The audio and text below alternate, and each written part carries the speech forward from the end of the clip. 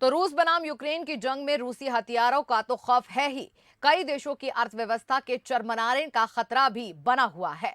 रूस कुदरती गैस का बड़ा सप्लायर है और इस लिहाज से ये नेचुरल गैस भी उसके लिए बड़ा हथियार बन सकती है।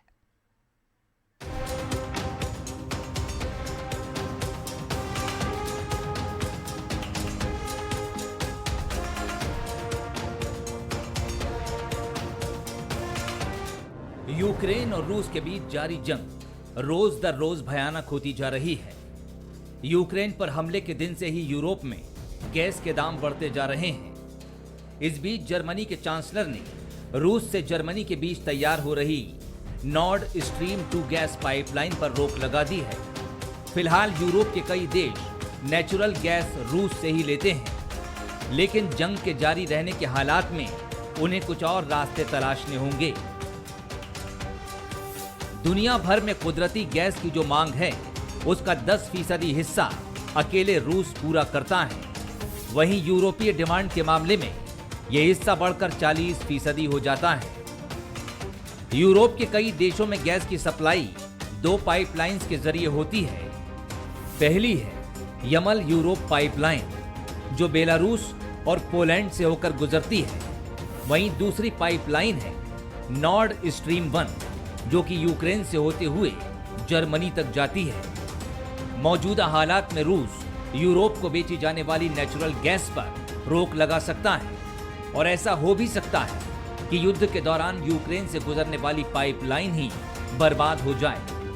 रूस से यूरोपीय यूनियन को साल भर में 150 से 190 अरब घन मीटर गैस की सप्लाई होती है और इतने कम समय में इसका ऑप्शन तलाशना भी आसान नहीं होगा। रूस से गैस की सप्लाई में कमी आई तो यूरोपीय यूनियन का गैस भंडार 20 अरब घन मीटर के निचले स्तर पर जा सकता है।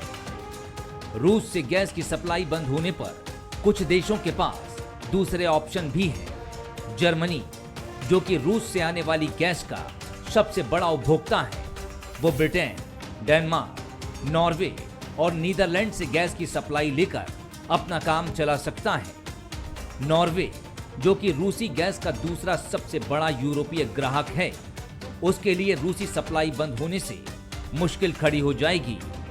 दक्षिणी यूरोप के देश ट्रांस एड्रियाटिक पाइपलाइन के जरिए इटली से और trans Anatolian natural gas pipeline के जरिए तुर्की से गैस ले सकते हैं।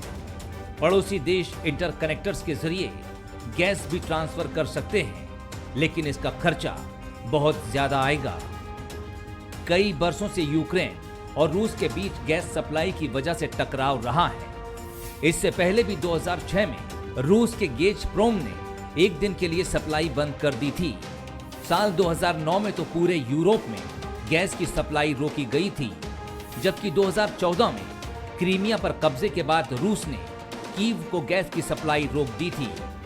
नवंबर 2015 से यूक्रेन ने रूस से गैस खरीदना बंद कर दिया था। जाहिर है, अगर जंग की वजह से गैस की सप्लाई पर असर पड़ा तो कई देशों में आम जनता को महंगाई का सामना करना ही पड़ेगा। Bureau report, Bansal news.